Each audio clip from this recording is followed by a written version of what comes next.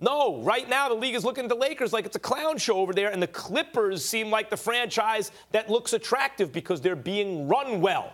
So the way Magic quit, they're better off without him. I hate to say it. I love Magic Johnson.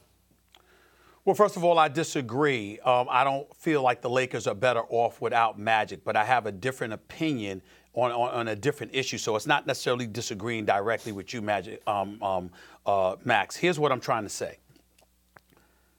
Magic Johnson, the Lakers are not better off without him because the reason you lost him is because essentially Pelinka is still there. Now, Jeanie Buss and Rob Pelinka and everybody else can deny it, but anybody that's covering the Lakers will tell you, we have all heard that Magic Johnson wanted both Luke Walton and Pelinka gone. Clearly, Jeanie did not have a problem with Luke Walton leaving, so that wasn't the issue. The issue was Pelinka.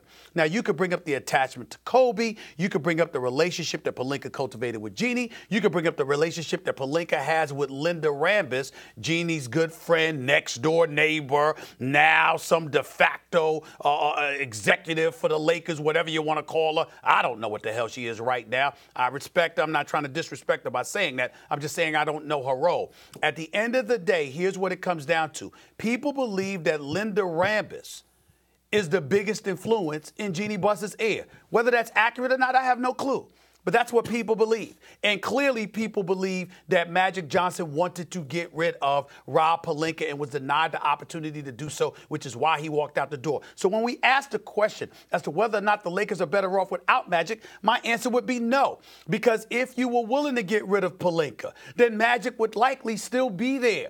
A new GM would be in play. Somebody more experienced on being a buyer, Max, as opposed to a seller, whatever analogy that you wanted to use about Pelinka. A more experienced hand in terms of cap issues, being a GM, knowing how to work the phones, being able to pick up the phone and actually get it answered, and receiving people willing to receive your phone calls, which was a challenge for Pelinka from what I was being told. These are the kind of things that Magic anticipated overseeing. Remember, he inherited Pelinka. He didn't bring Pelinka on board.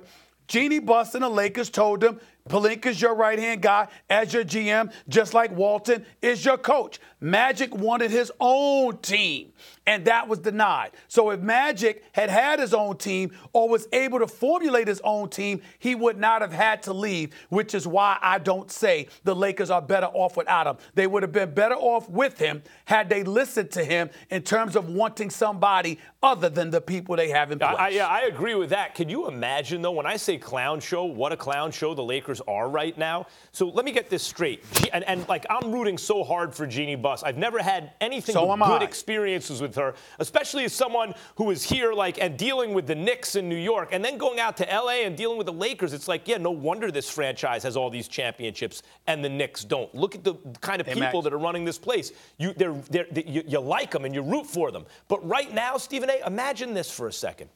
Imagine Pelinka chooses the new coach, because they're going to need another coach, right? Pelinka has his, and then he's going to have to get run out of there because he's no good eventually. So then the new guy comes in, you're going to have to start again? It's potentially worse than that. It's potentially worse than that, Max. What if Linda Rambis is the one making that call?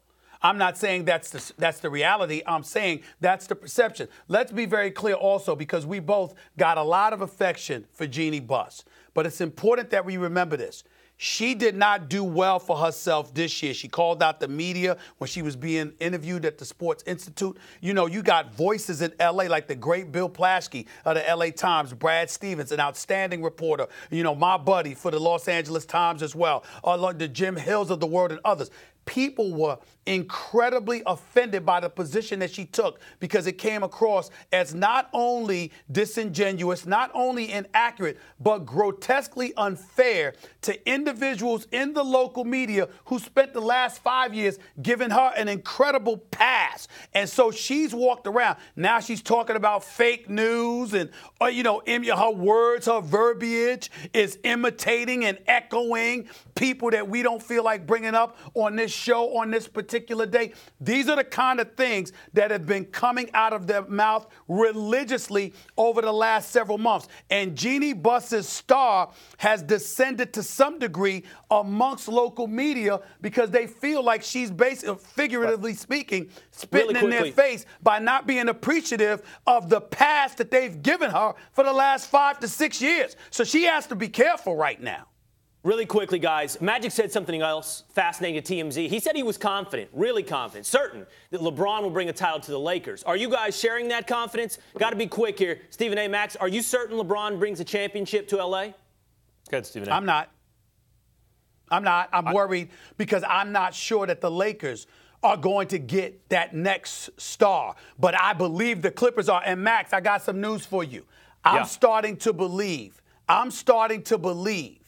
that the Clippers have a legitimate shot, a better than 50% shot at both Kawhi Leonard and Kevin Durant. Yeah, I'm starting to believe that. Based on what I'm hearing, I'm starting to believe that. Yeah, I also think that there's a good possibility that can happen. Let me say this, Will. I'm under 50-50 that the Lakers will win a championship. I think they have a damn good shot. Let's say a 30 or 40% chance. But let me tell you how I calculate this. 4-year deal for LeBron. Didn't win it last year, 3 years left. Ain't going to win it this year.